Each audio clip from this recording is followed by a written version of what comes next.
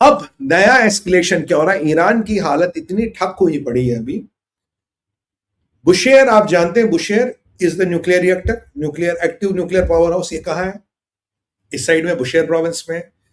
आप जानते हैं न्यूक्लियर पावर रिएक्टर जो होता है हमेशा सी के पास होता है due to water requirements and all. Bushehr की पेरिफेरी में रॉकेट अटैक्स हो चुके हैं। Bushehr has been partially damage. Russians वहां रुस्तुम चलाती है उसकी रशिया की कंपनी, उन्होंने सारे इंजीनियर ले लिए, सारा स्टाफ ले लिया। लास्ट टाइम रशिया ने कहा था कि इसमें कुछ क्रैक्स आए हैं, अभी लीक कुछ नहीं, क्रैक्स आए हैं। अगर क्रैक्स को कंट्रोल ना किया जाए, रिएक्टर को चला जाए, तो इसमें लीक्स भी आ सकते हैं। रशिया ने डिनाई किया था, ईरान ने कहा वापस आओ क्योंकि हमारे पास पावर नहीं है साहब, पावर की 16-16 घंटे का पावर कट है, पावर नहीं है, वापस आओ रिएक्टर चलाओ। उन्होंने कहा जनाब ये रिएक्टर फट चुका, हम नहीं आ रहे, इट्स टू रिस्की। इन्होंने पुतिन के हाथ पैर जोड़े थे, पुतिन ने कहा मैं हिजबुल्लाह को टेररिस्ट ऑर्गेनाइजेशन डिक्लेयर करूंगा। तो रुस्तुम ने लोग नहीं भेजे, ईरान ने 10 कहा, रुस्तुम ने लोग नहीं भेजे। और अब जो मैंने आपको कल कहा था, ट्रंप ने न्यूक्लियर रिएक्टर पे हमला कर दिया which was in making. Radiation loss को लेके सब कोई चुपचाप बैठा, कोई मुंह नहीं खोल रहा क्या रेडिएशन लॉस हुआ नहीं हुआ, रेडिएशन लीक हुआ नहीं हुआ। रेडिएशन लीक भी हो सकता, लॉस भी हो सकता, कुछ भी हो सकता।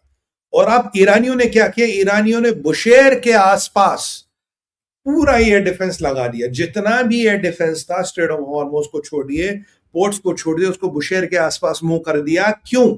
क्योंकि बॉस अगर अमेरिका ने अटैक कर लिया, दे हिट बुशेयर, तो ये कितने एटम बॉम्बों का इफेक्ट होगा मुझे नहीं पता, बट जो मैंने इसका इंपैक्ट पढ़ा है, पूरे पर्शियन गल्फ का कोस्ट, पूरी कोस्ट लाइन आपको खाली करनी पड़ेगी। Nobody can move from there. और अगर ईरानी इंटेलिजेंस का ये असेसमेंट है तो समझिए समथिंग इज रॉन्ग। और ट्रंप ने आपको प्रूफ ऑफ कॉन्सेप्ट करके दिखा दिया। बुशेयर मैंने आपको बोला था can be the next target, और बुशेयर पे आज पूरी बंदोबस्त लगा दी है ईरान ने। और उन्होंने पिकेक्स माउंटेन के पे डर है, उनकी हालत खराब है। ट्रंप कह रहा है they are pleading, they are wanting to meet, अब हम मिलने को तैयार नहीं। कह रहा जो तुम्हें करना करो, तुम दिखाओ। तुम्हें तो जंग करबला में आना था ना, जंग करबला में आएंगे, अब हम आखिरी लड़ाई लड़ेंगे, ये कर देंगे वो कर देंगे। बाय द वे वाहिदी का स्टेटमेंट आया, वाहिदी कह रहा है कि अल्लाह ताला का फजल ऐसा है कि ईरान के पास अभी कम से कम 100 साल लड़ने के मिसाइल है। मैंने कहा बहुत बढ़िया, लड़ो। कहना हम तो कई 100 साल लड़ सकते, फिर कहीं 100 साल, पहले 100 साल कहीं 100 साल। मैंने कहा भैया मिसाइल क्या गेहूं के खेत में उगाते हो क्या? हम कहीं 100 साल लड़ सकते, हमारे पास मिसाइलों की कोई कमी नहीं है। हम ट्रंप को ऐसा सबक सिखाएंगे कि ट्रंप की 7 पुश्ते याद रखी। मैंने कहा तुम्हारे रोज हजारों लोग मर रहे हैं, तुम्हारी ऐसी तैसी हुई पड़ी, भीख मांगने पे आ रहे हो, तुम्हारा रांची कटोरी लेके घूम रहा, तो तुम्हारा पाकिस्तान वाला सिंड्रोम तुम में घुस गया, हम किसी से कम नहीं। कहते हैं ना दम नहीं, हम किसी से कम नहीं, तुम्हारा वो हालत हो गई है। घर में नहीं दाने, अम्मा चली बुलाने, हम भाई सब जहाद करेंगे। तो वाहिदी का ये स्टेटमेंट है, ये बिल्कुल कॉन्ट्रडिक्टरी स्टेटमेंट है। बेसिकली इनका आज एक क्या वो शाही ड्रोन का कारखाना और कुछ फैक्ट्रियों को भी आज निशाने पे अमेरिका ने ले लिया। जो इन्होंने अब क्या किया था, छोटे लेवल पे फैक्ट्रियां बनाई थी। मान लीजिए किसी का वर्कशॉप, एक स्मॉल स्केल यूनिट है, उसमें फैक्ट्री बनाई। पहले मान लीजिए फैक्ट्री 1000 ड्रोन बनाती, वो महीने के 5 बनाता है, 10 बनाता है, व्हाटएवर। उनको भी अब टारगेट किया जा रहा है, उन स्मॉल स्केल इंडस्ट्रियल यूनिट्स को भी अब टारगेट किया जा रहा है। इनको बुशेयर को लेकर टेंशन है, बिकॉज अगर बुशेयर में सेंध लग गई, रशियन वहां है नहीं। याद कीजिए पुतिन ने बात की थी किससे? नेतन्याहू से। और मैंने आपको भारत विचार डिकोड पे कहा था, पुतिन ने एश्योरिटी ली थी कि बुशेयर पे आप अटैक नहीं करोगे। कहा था या नहीं कहा था? कितने महीने पहले कहा था? मैंने कहा था, पुतिन ने बोला था बुशेयर पे अटैक मत करोगे। मैंने कहा था मेरा मानना है कि रशिया से अपने लोग निकालेगा। याद है आपको, जो हमारे रेगुलर व्यूअर्स है, 2-3 कमेंट दिखाना टीम। मैंने आपको कितने महीने पहले कहा था, बुशेयर पुतिन की बात हुई नेतन्याहू से, डू नॉट अटैक बुशेयर, बुशेयर पे अटैक मत करना, मेरे लोग वहां, वो बहुत बड़ा लफड़ा हो जाएगा और मैं अपने लोग निकालूंगा, मुझे टाइम दो, I want to take out my people. और तब से रशियंस हैव नॉट रिटर्न, और Russians have not return because Russians were insurance. अगर रशियन अंदर होंगे तो अमेरिका अटैक नहीं करेगा, इजराइल अटैक नहीं करेगा। बट इमेजिन अ सिचुएशन, बुशेयर के अंदर ना कोई अमेरिकन है, सॉरी ना कोई रशियन है, और ना कोई रशियन है, तो अमेरिका और इजराइल के लिए push comes to shove, that's always option available. तो इसीलिए इनकी हालत खराब हो रही है कि बॉस बुशेयर में कुछ भी हो सकता। भाई किसी को याद है जब मैंने कहा था Bushehr, Netanyahu spoke to Putin and it was about Bushehr. देखिए यहां आपको मिल जाएंगे।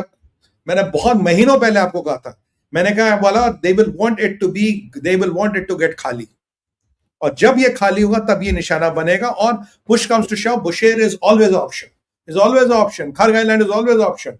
Thank you, thank you. तो ये रहा बुशेर की व्यवस्था। अब चलते हैं तैयब अर्दोगन पे। अब जब इतने समीकरण हो रहे हैं, अब भाई किसी के हाथ में आपने लॉलीपॉप पकड़ा दिया, उसकी तकलीफ तो होगी, उसको खाजमा तो खराब होगा। तैयब अर्दोगन का इंजन नहीं दिया आपने, F-35 नहीं, और उसके कैट्स का सेंक्शन भी नहीं हटा दिए। बड़े दूर थे अमेरिकन, कहते कुछ है करते कुछ नहीं। यार करते नहीं हो यार तुम कुछ।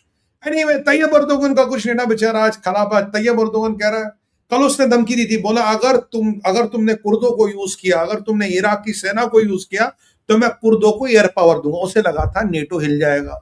उसे अच्छा, जनरल रूथ की दुकान बंद हो गई, जो उसका दलाली करता था जनरल रूथ, उसकी दुकान। मैंने कहा ना आजकल लॉबिंग करता ट्रंप से, कह रहा था साहब ट्रंप को ऐसे बेवकूफ बना रहा था। ऐसा करते हैं, तुर्किया में 3,000 मिलिट्री इंडस्ट्रीज है, सारा डिफेंस प्रोडक्शन तुर्किया ले चलते। मैंने कहा वाह मेरे रूथ वाह, मतलब पूरे यूरोप और अमेरिका को बेचने चला खलीफा के हाथ कि वहां लेते। और ट्रंप जो बचा तुर्किया से, it was his good luck, otherwise he could have not make it.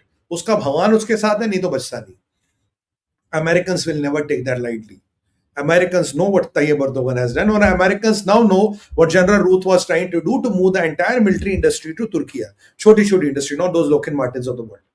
Anyway, अब तैयब अर्दोगन ने कल धमकी दी थी, कह रहा अगर आप गए तो मैं कुर्दों को एयर सपोर्ट दूंगा, मैं ईरान को एयर सपोर्ट दूंगा। इसे लगा ट्रंप हिल जाएगा, ट्रंप घबरा जाएगा। उसके पास F-16 है, उसके पास S-400 भी है, और S-400 उसने शायद बेच दिया है सीरिया को, या किसी को उसने S-400 बेच दिया है, जिसको लेके पुतिन बड़ा नाराज है। कहते हैं यार तुमने हमसे बिना पूछे S-400 कैसे बेच दिया। अब बताओगे पुतिन का, सुमित भाई तुम्हें टेलीग्राम आया था? नहीं भाई साहब, लावरोव का स्टेटमेंट आया था, we are very pissed off, we will investigate क्या S-400 तुर्किया ने बेचा है। और तुर्किया एक ऐसा मेंबर है जो नेटो को तोड़ेगा। बहुत बढ़िया बात है। देखो, नेटो के टूटने के भी कारण बनने चाहिए ना, हर चीज के कारण और कारक परमात्मा बनाता है, नेटो के टूटने के कारण और कारक भी बनेंगे। और ये सालों पहले कह चुका हूं, Tayyip Erdogan is the person जिसके कारण नेटो टूटेगा, और ये चीज होने वाली है। अब तैयब अर्दोगन का नया पैंतरा क्या, कल की धमकी दी, किसी को फर्क नहीं पड़ा, फिदान हकांट ग्राउंड हो गया। तैयब अर्दोगन ने आज बोला है कि आज मैं $1 बिलियन लगाऊंगा, पता नहीं बिलियन कहां से लाएगा, इतनी इन्फ्लेशन है वहां पे, 1 बिलियन लगाऊंगा, और मैं एक स्कूल ऑफ इस्लाम बनाऊंगा जो पॉलिटिकल इस्लाम को हर कंट्री में ले जाएगा, हर करिकुलम में ले जाएगा, हर चीज में ले जाएगा। और ये पॉलिटिकल इस्लाम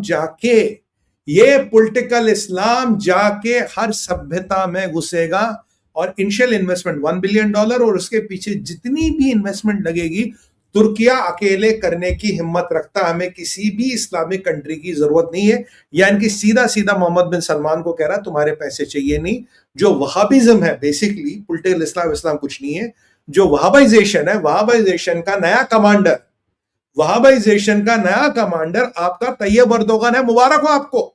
और मैंने आपको कहा था ये सबसे खतरनाक आतंकवादी बनेगा, सबसे खतरनाक इस्लामिस्ट बनेगा, क्योंकि इसे दिख रहा है ईरान कम हो गया और ईरान की जगह मुझे लेनी है। और इसने उसकी पूरी प्रक्रिया, पूरा प्रकरण शुरू किया। यानी कि इन अ वे कि तुम मेरे एयर पावर से नहीं डरे, चलो वहाबाइजेशन करके मैं पूरी दुनिया की वाट लगाने वाला हूं। ग्रेटर बांग्लादेश का प्रोजेक्ट इसका था।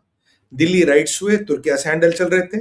बिलाल अर्दोगन के स्टेटमेंट और कुछ बॉलीवुड के सितारे जिनकी भी तीसरी चौथी शादी हुई है, वो जाके इसकी बीवी से मिल रहे थे। मैंने तो तब भी बोला था टीवी पे, मैंने कहा वो अरेस्ट कर लो, पूछ लो इसकी बीवी से क्या बातचीत हुई, हमें भी बता यार, हम भी जरा भाभी जी से मिलते, हमसे भी मीटिंग करा दो। तो ये भाभी जी तुमसे क्यों मिलती है? तो खैर अलग बात है, वो तो एक अलग मसला है। तो यहां पे आप देखिए ये तैयब अर्दोगन का नया, और तैयब अर्दोगन के पैंतरे रुकने वाले नहीं है। उसके बाद चलते हैं अराची पे। अराची को लग रहा है कि रेजिम टूट रही है, अराची को लग रहा है मेरे हाथ से सत्ता निकल रही है, अराची को लग रहा है व्यवस्थाएं खत्म हो रही है, और अराची ने चल दी है चाल। अराची ने पहले बोला मुश्तबा से मैं मिला नहीं, आज IRGC का स्टेटमेंट आ मुश्तबा की सेहत ठीक हो रही है। और फिर खबर आई थी है कि मुश्तबा ईरान में ही नहीं है। अगर मुश्तबा ईरान में नहीं है तो क्या मुश्तबा पाकिस्तान में है? भाई बॉर्डर किस किस से मिलता है, देख लो किस किस से बॉर्डर मिलता है, कहां कहां जा सकता है। पाकिस्तान से बॉर्डर मिल सकता है। अगर पाकिस्तान में उसामा बिन लादेन है तो क्या पाकिस्तान में मुश्तबा खामेनी है? हो सकता है, मैं ये नहीं कह रहा हूं, है, हो सकता है।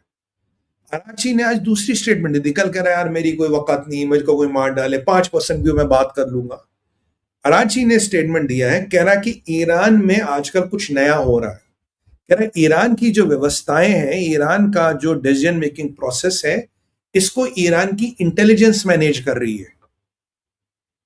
यानी कि MOS, ministry of internal security, Iran की इंटेलिजेंस ईरान को इनपुट नहीं देती, ईरान को डिसीजन देती है।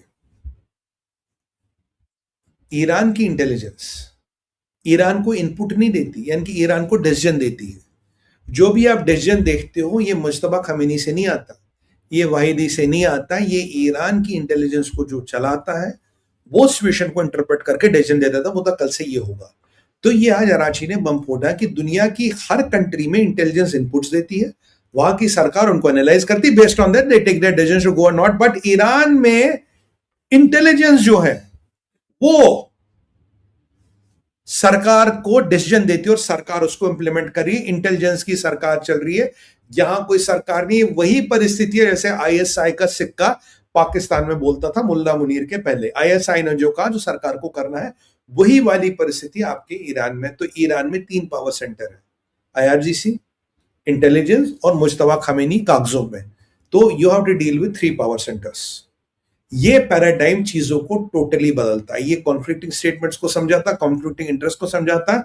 तो ईरान का जो लैंडस्केप है वो और कॉम्प्लेक्स हो गया अराची के स्टेटमेंट के बाद। बट सवाल ये है कि अराची ये स्टेटमेंट क्यों दे रहा है? सवाल ये है वो कौन सा मोल है जो ईरान के सिस्टम में बैठा है। अगर आप देखेंगे, ईरानियों ने आज 4 शिप्स पे फिर अटैक कर दिया, 4 शिप्स पे, 2 ओमान के आसपास, एक स्ट्रेट के आसपास, चौथे का भी पता नहीं है। ड्रोन से अटैक किया है, एक शिप में आग लग गई थी, बुझा दी और मामला हो गया खराब। अब मुझे एक बात बताइए, अगर आप पे 10वें दिन बॉम्बिंग हो रही है, आप शिप्स पे अटैक करो, मार्को रूबियो ने कल आपको बोला कि अगर आप शिप्स पे अटैक करोगे, वहां पे अटैक करते रहेंगे, तो आप तो ट्रंप को के हाथ में बंदूक पकड़ा रहे हो ना, गोली लोगों साथ ठोको। क्योंकि अगर आप कांस्टेंट अटैक करोगे एक एक 2-2 शिप्स पे, चाहे उनका कुछ हो ना हो, अमेरिका रुकेगा नहीं, अमेरिका रुकेगा नहीं तो आपकी वाट लगनी है, आपकी वाट लगनी तो आप खत्म हो रहे हो। और आप यहां से भीख मांग रहे हो, यहां से भीख मांग रहे हो कि साहब नेगोशिएशन कर लो, यहां से कह रहे हो 5% पे आएंगे, यहां से आपने मिनिस्टर को पाकिस्तान भेजा, उस पे आ रहा हो, और यहां से वाहिदी कह रहा है इंशाल्लाह 100 साल लड़ने के लिए मिसाइल है, और यहां से आप फिर शिप्स पे अटैक कर रहे हो। और यहां से अराची कह रहा कि सारी इंटेलिजेंस कवरिंग एवरीथिंग। भाई किसी के हाथ में कुछ है ही नहीं, इंटेलिजेंस वो इनपुट थोड़ी देती, वो डिसीजन दे देती है। तो ये इंटेलिजेंस चला रहा कौन है? इंटेलिजेंस चला रहा वाहिदी। इंटेलिजेंस का बाप है वाहिदी, तो वाहिदी के पास इंटेलिजेंस भी है, वाहिदी के पास आर्मी भी, और वाहिदी के पास ही मुज्तबा खमीनी बंधक है। 99% श्योर वाहिदी के पास ही मुज्तबा खमीनी बंधक है। ये आप लिखवा लो मेरे से। This is what is happening in Iran. तो ये बहुत कॉम्प्लेक्स सिचुएशन हो गई है और आपको इस पूरे कॉकमायर को तोड़ना पड़ेगा। इसलिए ट्रंप कह रहा पूरे इकोसिस्टम को तोड़ूंगा। 19-20 से बात नहीं बनने वाली है, ये आप समझिए। और कोई ऐसा है जो जब ये पीस की बात होती है वो शिप पे अटैक करवाता, कुछ करवाता कौन है? आईआरजीसी। कौन? इंटेलिजेंस का बॉस कौन? वाहिदी। तो क्या जिस मोल की मैं बात करता था आईआरजीसी में, जो अमेरिका या मोसाद के लिए या सीआईए के लिए काम कर रहा है, जो रिजीम को अंदर से खत्म कर रहा है, is the most still operational. मैंने कहा था कल क्या कहा था इसने, 1-2 दिन पहले अपने अराची ने कहा जहां खमेनी की मौत हुई थी वो मीटिंग बुलाई गई थी, वहां सबको बुलाया गया था, वहां बताया गया था खमेनी यहां है, ये लोग यहां, ये लोग यहां है, प्रिसाइज उन्हीं जगहों पे अटैक हो और सारे मारे गए। It was not a intelligence leak, it was like a fielding लगाई गई थी, सबके लिए फील्डिंग लगाई गई थी। यही कल अराची ने कहा, और आज आप देखिए ये अराची दूसरी बात बोल रहा है। तो बातों को जोड़ी, it's getting very complex and very interesting, और American are really enjoying it. और ये मोसाद का ये मोल 99% मोसाद का इंप्लीमेंट करा होगा, ये भी आपको आज बता दूं। अगर मोसद अहमद नजाद को रिक्रूट कर सकती है तो ये मोल किसी खेत की मूली नहीं है।